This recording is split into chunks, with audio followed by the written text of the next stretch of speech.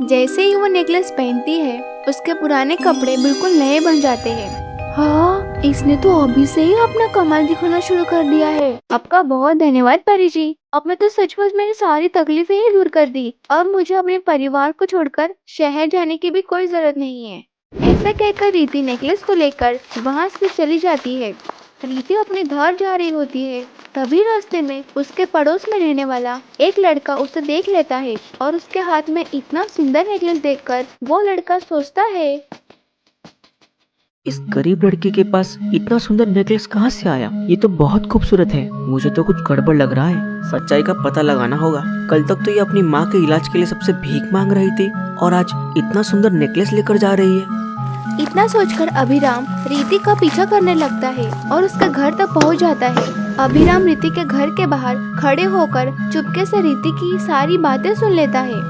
माँ देखो, परी ने जंगल में मुझे जादू डायमंड नेकलेस दिया है और ये हमारी सारी तकलीफें दूर कर देगी। अब मुझे शहर जाने की भी कोई जरूरत नहीं पड़ेगी। ये सब बात अभिराम सुन लेता है। उसके बाद रीति अपनी जादू डायमंड नेकलेस को पहन लेती है। हे जादू नेकलेस, मैंने जमींदार जी से 3 लाख रुपए उधार लिए थे, इसीलिए मुझे 3 लाख रुपए चाहिए ताकि मैं उन्हें वापस कर सकूं। ऐसा कहते ही वहाँ पर 3 लाख रुपए आ जाते हैं। यह देखकर प्रीति और उसकी माँ शॉक हो जाते हैं। सच में दीदी, ये नेकलेस तो जादू ही है। हाँ प्रीति दीदी, फिर आप मेरे लिए पिज्जा, बर्गर और ढेर सारे खिलौना मांगो ना। उसके बाद प्रीति नेकलेस से पिज्जा, बर्गर और खिलौने मांगती है। यह देखकर प्रीति बहुत ही खुश हो जाती है। रीति नेकलेस से एक बड़ा घर मांगती है। वहीं दूसरी तरफ अभिराम यह सब सुन और देखकर शॉक हो जाता है। यह सब देखकर अभिराम के मन में लालच आ जाता है, क्योंकि वो एक नंबर का लालची होता है।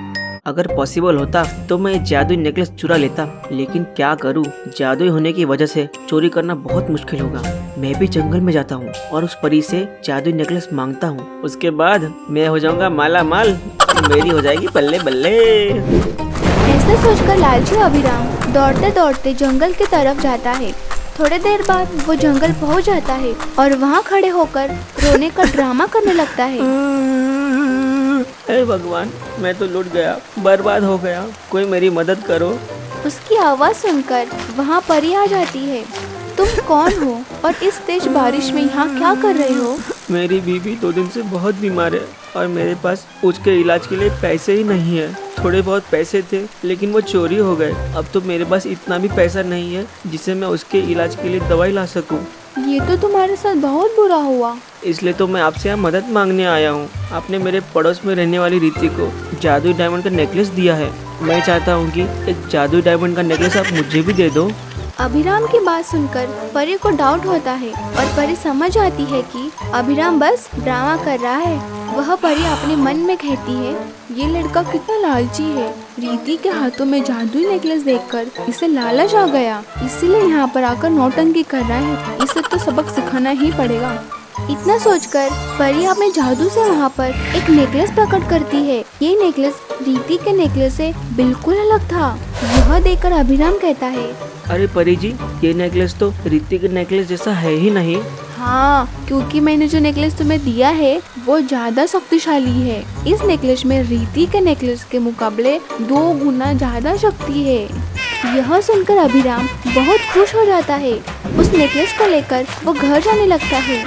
घर पहुंचकर उस नेकलेस को वो गले में पहन लेता है और कहता है, हे जादुई नेकलेस, मेरे घर को एक आलीशान बंगले में बदल दो और मुझे 1000 सोने के सिक्के भी दे दो।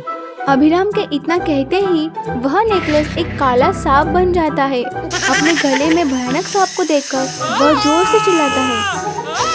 अचानक उसका घर भी गायब हो जाता है। अभिराम सांप को गले से निकालता है और डर के मारे रीति के घर की तरफ भागने लगता है। रीति, मेरी मदद करो। मेरा घर गायब हो गया है। मैं ना घर का रहा ना घाट का। लेकिन ये सब कैसे हुआ?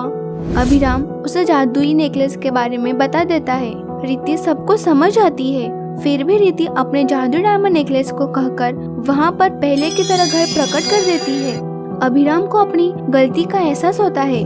मैं आज अपनी लालच की वजह से कहीं का नहीं रहता। अच्छा हुआ जो तुमने बड़ा दिल दिखाकर मेरी मदद की। तुम्हारा बहुत बहुत शुक्रिया रीति।